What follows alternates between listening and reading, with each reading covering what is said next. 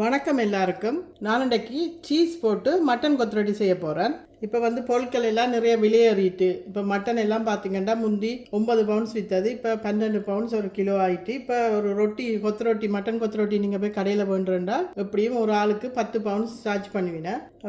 நீங்கள் வீட்டில் இருக்கிற பொருளை வச்சு இப்போ நான் இன்றைக்கு மட்டன் கறி வச்சேன். நான் சீஸ் இருந்தது வீட்டை, டைமண்ட் ஃப்ரோசன் ரொட்டி இருந்தது, அதை வச்சு எப்படி ஈஸியாக ஹெல்த்தியாக கொத்துரொட்டி ஒன்று செய்யலாம்னு உங்களுக்கு இப்போ நான் செய்து காட்ட போகிறேன். வாங்கோ ஸ்டெப் பை ஸ்டெப்பாக எப்படி நான் மட்டன் கொத்துரொட்டி செய்கிறேன்ட்டு காட்டுறேன். இப்போ ஒரு சட்டி வச்சு கேஸ் ஆன் பண்ணுறேன். இப்போ பார்த்தீங்கன்னா நான் இப்போ கொத்துரொட்டி செய்கிறதுக்கு ஃப்ரோசன் ரொட்டியை வச்சு எப்படி அதை ஃப்ரெஷ்ஷாக நான் மேக் பண்ணுறேன்ட்டு இப்போ செய்து காட்ட போகிறேன்.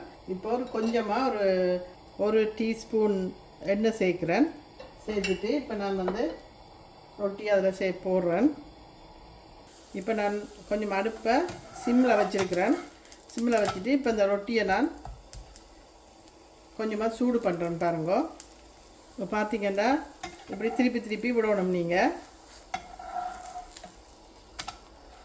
ரொட்டி நல்லா குக் ஆகிட்டு இப்போ பாருங்க. இது இப்போ நார்மலாக இங்கே பார்த்தீங்கன்னா கடைகளில் ரெடிமேடாக வெட்டியே வருது. ஆனால் நான் அது வண்டி செய்கிறேன். அது வண்டி செஞ்சிங்கன்னா ஒரு மாதிரி ஒரு பேஸ்ட் மாதிரி இருக்கும், அது நல்லா இருக்காது. இப்படி நீங்கள் ஃப்ரெஷ்ஷாக இப்படி வேண்டி நீங்கள் இப்போ நீங்களே இப்படி மேக் பண்ணி செய்யக்க நல்ல நீங்கள் ரொட்டியை ரெடிமேடாக உடனே செய்து சுட்டு செய்கிற மாதிரி ஒரு டேஸ்ட் வரும் இதில். இப்போ நான் இது நிப்பாட்ட போகிறேன் கேஸை.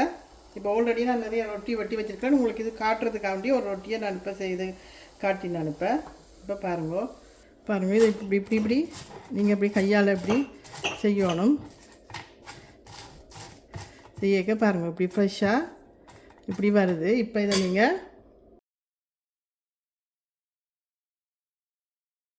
ரொட்டியெல்லாம் நல்லா சின்னதாக வெட்டியாச்சு. இப்போ நாங்கள் கொத்துரொட்டி செய்யலாம்.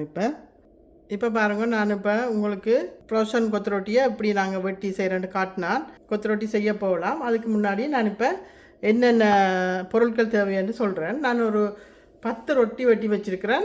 ஒரு 2 பெரிய வெங்காயம் வெட்டி வச்சுருக்கிறேன். பச்சை மிளகா கொஞ்சம் வச்சுருக்கிறேன். கருவேப்பிலை, அப்புறம் லீக்ஸ் கொஞ்சம் வெட்டி வச்சுருக்கிறேன். கொஞ்சம் ஸ்ப்ரிங் ஆனியன் வெட்டி வச்சுருக்கிறேன். சீஸ் வச்சுருக்கிறேன். ஒரு 1/4 டீஸ்பூன் மஞ்சள் பொடி, 1 டீஸ்பூன் மிளகு பொடி வச்சுருக்கிறேன். தேவையான அளவு உப்பு, 3 முட்டை வச்சுருக்கிறேன். ஒரு போர்ஷன் செய்ய போகிறேன். ஒரு போர்ஷன் செஞ்சிங்கன்னா 2 பேர் சாப்பிடலாம். 2 பேருக்கு ஒரு 4 ரொட்டி வெட்டி வச்சுருக்கணும். நீங்கள் தேவையான அளவு எண்ணெய், கொஞ்சம் சோயா சாஸ் வச்சுருக்கிறேன். வாங்க இப்போ கொத்துரொட்டி எப்படி செய்கிறேன்னு நான் இப்போ காட்டுறேன். இப்போ பார்த்தீங்கன்னா நாங்கள் வீட்டில் செய்கிறபடியாக நான் ஒரு தாச்சியில் தான் செய்ய போகிறேன். இது ஸ்பெஷலாக இந்த கொத்துரொட்டி செய்கிறதுக்குன்னு சொல்லி நான் வேண்டி வச்சுருக்கேன். இந்த தாச்சியை சைனீஸ் கடையில் வேண்டான் இந்த தாச்சி. இப்போ நான் கொஞ்சம் எண்ணெய் சேர்க்கிறேன்.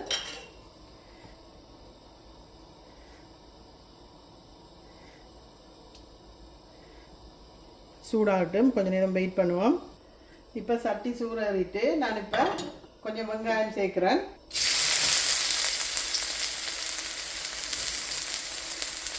கொஞ்சமாக பச்சை மிளகா சேர்க்குறேன். பச்சை மிளகா உங்களுக்கு காரத்தை பொறுத்து நீங்கள் சேர்க்கலாம். கொஞ்சம் கருவேப்பிலை சேர்க்குறேன். இப்போ கொஞ்சம் லீக்ஸ் சேர்க்குறேன்.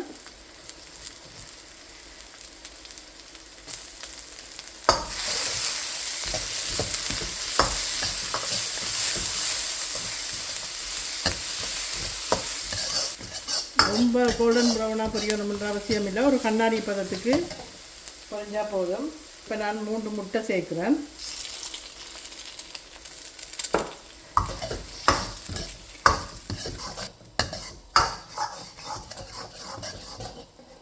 இப்போ கொஞ்சம் மஞ்சள் பொடி சேர்க்குறேன். கொஞ்சம் மிளகாத்தூள் சேர்க்குறேன். கொஞ்சம் உப்பு சேர்க்குறேன்.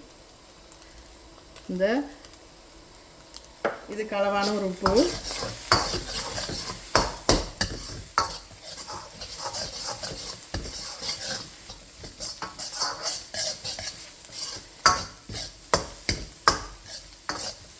ஒரு 3 கைப்பிடி அளவு போட்டால் போதும் ஒரு போர்ஷனுக்கு.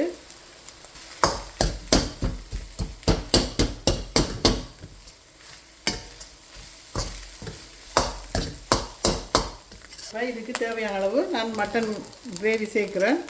மட்டனை நீங்கள் சமைக்க கொஞ்சம் உரைப்பாக செஞ்சீங்கன்னா இதோட சேர்க்க கொஞ்சம் காரம் இருக்கும். கொஞ்சம் கிரேவியாக இருக்கணும்.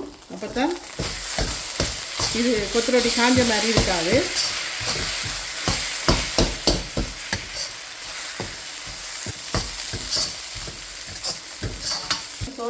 டார்க் சோயா சாஸ் கொஞ்சம் சேர்க்குறேன் நான்.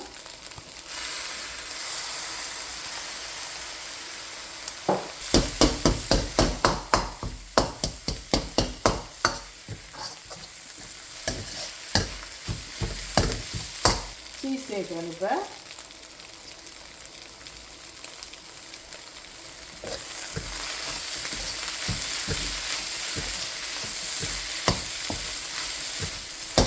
உங்களுக்கு சீஸ் சேர்க்க விருப்பம் இல்லைன்னா நீங்கள் தனியாக மட்டன் மட்டும் சேர்க்கலாம். எங்கள்ட பிள்ளைகளுக்கு சீஸ் விருப்பமானதால நான் சேர்க்குறேன். இப்போ வந்து நான் வந்து ஸ்ப்ரிங் ஒனியன் சேர்க்குறேன். லாஸ்ட்டாக கார்னிஷ் பண்ணுவேன்.